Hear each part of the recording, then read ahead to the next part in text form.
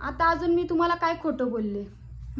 मी खरोखर घर सोडून गेलते, ह्या गोष्टीचा तुम्हाला माझ्यावर विश्वास बसणारच नाही, कारण की तुम्ही कधी माझ्यावर विश्वास ठेवला का? नाहीच ठेवला. आणि मी परत रिटर्न माघारी आले का तर मी माझ्या घरच्यांचा विचार केला की माझ्यामुळे अजून माझ्या घरच्यांना त्रास नको, म्हणून मी माघारी आले. का चूक केली मी? म्हणजे मी माझ्या घरच्यांचा विचार करून मी चूक केली.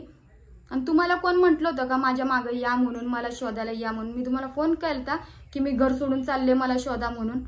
तुम्ही तुमच्या मर्जीनं केलं जी काय केलं ती. आणि तुम्हाला म्हणजे नाही का देखावा करायचा असतो ना प्रत्येक गोष्टीचा, म्हणून तुम्ही आले आणि अर्ध्या रस्त्यातून मला शोधायला आले आणि आरूचा हाल झालं. जी म्हणते ना रडत होती आरू, ती तुमच्या चुकीमुळे झालंय. मी तुम्हाला म्हटले नव्हते की मला शोधायला या म्हणून, आणि रिटर्न मलाच म्हणताय की तुला लाज वाटायला पाहिजे. मला कुठल्या गोष्टीची लाज वाटायला पाहिजे? काय केलंय मी असलं? खरंच मी तुमच्यानं लय वैतागले आणि मला ह्या सगळ्या गोष्टी नको होत्या, म्हणून मी व्हिडिओ काढायचं बंद केलं. म्हणून मी तुमच्या व्हिडिओला रिप्लाय देत नव्हते. पण तुम्ही जी करायचं ती करताच ना, मला व्हिडिओ काढून टाकायला भाग पाडताच.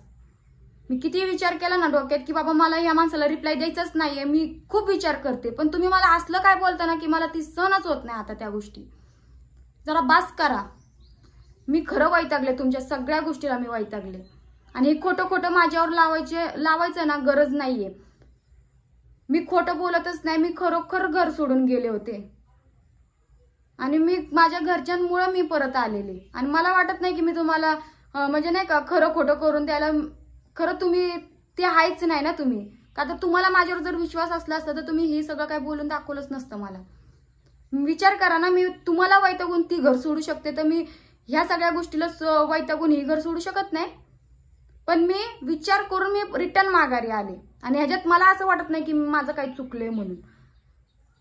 कारण की एक रागाच्या भरामध्ये जी मी डिसिजन घेतला होता त्याच्यात मी माझ्या आरूला गमवून बसले, माझ्यापासून लांब झाली माझी आरू. पण मी जे निर्णय घेतला ते योग्य घेतले ही मला माहिती आहे. पण मला अजून माझ्या रागाच्या भरामध्ये मला माझ्या आजोबापासून माझ्या घरच्यांपासून लांब व्हायचं नाहीये, म्हणून मी रिटर्न माघारी आलेले. तर तुम्ही माझ्यावर खोटे खोटे असले ती आरोप लावते ना, ती लावायची गरज नाहीये. आणि तुम्हाला कोण म्हणत नाही की मला शोधायला या म्हणून, आणि माझी एवढी काळजी दाखवायची गरज नाही. मला माहिती आहे ना तुम्हाला माझी किती काळजी आहे. आणि मी रिटर्न का माघारी येऊ तुमच्या पैशी? का तर तुम्ही मला तसं तिथं ठेवलं होतं का? नाही. तुम्हाला काम राबवलं प्रत्येक गोष्टी. आता मला ही बोलून पण दाखवायचं नाहीये, पण तुम्ही मला 10 वेळा बोलून दाखवायला भाग पाडताय. तुम्ही जर मला तिथं नीट ठेवलं असतं तर मी आले असते का माझं घर सोडून? चांगला संसार केला असता ना. कधी मला इज्जत दिली का? नाही दिली. मग मला अजून त्या गोष्टी मला म्हणजे मी तिथं रडत बसावं, मी परत त्या गोष्टीसाठी परत माघारी येऊ? उगा मला आता अजून काय काय बोलून दाखवायला लावू नका. स्टॉप करा इथं सगळं काय. तुम्ही स्वतः काय वागताय ना ती बघा. माझी लाज काढणं अगोदर तुम्ही स्वतः काय वागताय ती बघा आधी, मग माझ्यावर आरोप लावा काय काय खोटे खोटे लावायचे ती. आणि तुम्हाला मी 10 वेळा सांगते आणि आता पण सांगते, तुम्हाला लय जड झाली ना आरू तर माझ्यापाशी आणून सोडा.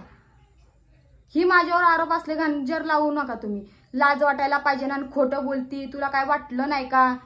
ही सगळं काय मला बोलून दाखवायची गरज नाहीये. आणि तुमचा नंबर मी ब्लॅकलिस्टवरनं काढणारच नाहीये. का तर एकदा उचलून तुमचा फोन मी बघितलं तुम्ही काय केलं. त्यामुळे मला आता तुमच्यासोबत खरं म्हणायला गेलं ना तर बोलायची इच्छा सुद्धा नाहीये. म्हणून मी तुमचा फोन पण रिसिव्ह करणार नाही, तुमचा ब्लॅकलिस्टवरनं नंबर पण काढणार नाही. मी जी पण अननोन नंबर येतात आहे ना मला, मी डायरेक्ट ब्लॉक करून टाकते. ही आज मी तुम्हाला खरं ती काय सांगते. मला तुमच्यासोबत बोलायची इच्छा सुद्धा नाहीये. आणि ले बोलताय ना की तुमच्या घरच्यांनी पण मला फोन केलता, तर काही मला कोणाचा फोन एकही आलेला नाहीये. माझ्या ब्लॅकलिस्टमध्ये जी नंबर आहेत ती फक्त तुमचेच आहेत. मला तुमच्या घरच्यांनी, तुमच्या आईनं हे कोणी मला फोन केला नाही. आणि जर मला फोन केला असता, आला असता, तर मी रिस्पेक्ट दिली असती त्यांना. मी उचलला असता फोन आणि मी बोलले असते. मी तुमच्यासारखी एवढी कठोर काळजाची नाहीये. जी तुम्ही माझ्यासोबत वागले मी कोणासोबत तसं वागणार नाहीये. मी रिस्पेक्ट देते सगळ्यांना. भले ती समोरचा माझा रिस्पेक्ट करू या ना करू, पण मी तुमच्या घरच्यांना रिस्पेक्ट देणार. आता पण देते आणि ह्याच्या पुढे पण देणार आहे. आणि तुमच्यापाशी राहत होते तेव्हा पण मी देतच होते रिस्पेक्ट सगळ्यांना. कारण की मला माहिती आई बापांचं काय असते. एक आई वडील आपल्या आयुष्यामध्ये त्यांची जागा काय असते ही मला माहिती आहे. ती तुम्हाला नाही कळणार. का तर तुम्ही तुमच्या घरच्यांपासून कधी लांब राहिलेच नाही. जसं मी राहिले, माझ्या आईपासून लांब राहिले, माझ्या बापापासून मी लांब आहे.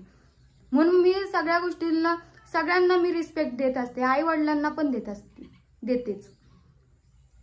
पण तुम्हाला काय असं वाटतंय ना, हिला काय ती म्हणतात, हिच्या घरच्यांनी तेवढं शिकवलेलंच नाहीये, ही जी करते येड्यासारखं करते, हिला बाहेरची दुनिया माहित नाही. मला माहिती आहे सगळी बाहेरची दुनिया पण माहिती आणि सगळं मला माहिती आहे. आणि मी काय बाहेर कुठं असं ही करत नाही, मी माझ्या आजोबाच्या घरी राहते. आणि मला असं वाटत नाही काही मी चुकीचं करते म्हणून. इथं मला आहे ना समजून घ्यायला पण भरपूर जण आहेत, माझी काळजी करायला भरपूर जण आहेत. तुम्ही माझी काळजी दाखवायची गरज नाहीये. बास झाला आता तुमचं. जी काय तुम्ही वागताय ना ती बास करा. आणि मला जी माझ्यावर जी खोटे खोटे आरोप लावतात ती लावायचं पण बंद करा. मी खरोखर घर सोडून गेलते. आणि मी लास्ट बोलते, जी मी बोलत असते ना मी खरोखर करत असते. तुमच्यासारखं नाही मला जमत खोटं खोटं बोलायचं आणि खोटं खोटं सगळ्या गोष्टी करायचं. लग्न काय तुम्ही आता तुम्हाला लग्नाचं म्हणताय ना मला, की मी लग्नाचा पण विषय सोडलाय. ते माझ्यावर उपकार नाही केला तुम्ही लग्नाचा विषय सोडून. ती तुम्हाला जर आता वाटलं असेल बाबा की आता लग्न करता येत नाही, काय ती डिवोर्स म्हणजे सोडचिठ्ठी झाल्याशिवाय ते लग्न होत नाही, ही तुम्हाला तुमच्या मित्रांनी वगैरे सांगितलं असेल, तेव्हा तुमच्या डोक्यात टूप पेटले असेल म्हणून ते लग्नाचा विषय जरा टाळला असणार तुम्ही. ती मला तुम्ही शिकवू नका की तुम्ही माझ्यामुळे किंवा आरूमुळे लग्नाचा विचार सोडलाय म्हणून. आणि जर लग्न करत नसेल ना तर ती काय माझ्यावर तुम्ही उपकार करत नाही. तुम्ही आज नाही तर उद्या लग्न करणारच, या गोष्टीची मला गॅरंटी आहे. कारण की तुमची ती प्रेमिका आहे ना तुमची, त्या प्रेमिकापासून तुम्ही लांब राहू शकत नाही लय दिवस. तिच्यामुळे तर एवढं माझ्यासोबत भांडण करत होते, मी घर सोडून जावं तुम्हाला असं सगळं वाटत होतं. आता झालंय की तुमच्या मनासारखं, सगळ्या गोष्टी तुमच्या मनासारखं झाल्यात. मग आता तर मला जगू द्या. मी काय तुम्हाला काय मागत नाहीये, काय ही करत नाही. माझं मी इथं राहते तर मला इथं राहू द्या. तुम्ही सुखानं मी राहते, जगू द्या जरा. आणि 10 वेळा तुम्ही ही मला बोलून दाखवू नका तू आरूचा तर विचार केला का, तुला आरूचा विचारच नव्हता, ती रडत होती, ही करत होती. अहो मग कशाला यायचं ना तुम्ही, घर सोडून कशाला यायचं मला शोधायला. तुम्हाला जर माहिती आहे आरू आता तुमच्यासोबत चांगली राहतीये तर तुम्ही यायचं नव्हतं तिला सोडून, राहायचं होतं तिथंच. मी बघितलं असतं माझं काय करायचं ती, माझ्या आयुष्याचं मी बघन आता इथून पुढे काय करायचंय काय नाही करायचं. ती तुम्ही मला बोलून दाखवायची गरज नाहीये. मी घर सोडून जाऊ किंवा घरात राहू नाही तर कामाला जाऊ, काहीही करू, तो माझा पर्सनल विषय झालाय. ती तुम्ही मला बोलून दाखवायची गरजच नाहीये. बाहेरची दुनिया बघ कशी आहे काय आहे. अहो मी तुमच्याकडे राहत होते ना तेव्हाच मला कळून चुकलंय कोण कसं असतो, कुठला माणूस कसा असतो. कारण की लग्न केलेल्या माणसासोबत मी 4 वर्षामध्ये त्याने मला इतकं त्रास दिला, इतकं दुःख दिलं. आता मला दुसऱ्यांची मला भीतीच वाटत नाही, कारण की मी खूप काय तिथं सहन केलंय ना. आता मला कुठल्या गोष्टीचं रडणं पण येत नाही आणि काहीच होत नाही, का तर मी त्या गोष्टीतून बाहेर आले ना त्यामुळं. आणि मला काही समजून सांगायची गरजच नाही, तेवढं आहे मला डोकं.